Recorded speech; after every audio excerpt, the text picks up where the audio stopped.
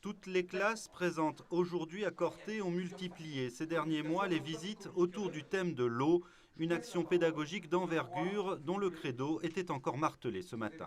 À partir du moment où on a la connaissance de quelque chose, on ne peut que protéger. Connaître, c'est aussi éviter de mépriser certaines espèces a priori peu engageantes. Est-ce que c'est important d'avoir des bébêtes comme ça dans la rivière? Il engloutit tout il prend ce qui est sale et il rejette ce qui est propre. Exactement.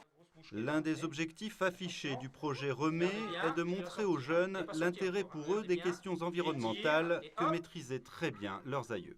Face à une contrainte qui est la contrainte climatique, notamment de restriction, et qui va conduire à une restriction de cette ressource, moi je pense que tout le savoir des anciens, toute leur imagination, toute leur ingéniosité pour capter l'eau, la conduire vers les villages, vers les zones de culture, va redevenir essentiel. La collectivité affiche son envie d'aller dans le développement durable. Je pense que les enfants sont le maillon essentiel pour atteindre cet objectif. C'est à travers l'éducation de ces enfants qu'on l'atteindra.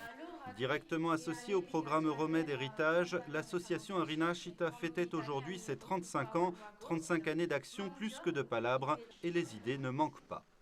Notre projet phare dans les années à venir, c'est la création d'une maison régionale de l'eau et des espèces aquatiques à Corté. Notre idée est également de créer des circuits, comme il y a la route des vins, il peut y avoir la route de l'eau avec des circuits par micro-régions, de fontaines en lavoir, en moulins, etc. 18 des 20 salariés de l'association viennent de l'Université de Corse et une convention sera signée en juin entre ces deux partenaires pour favoriser la création d'emplois liés à l'environnement.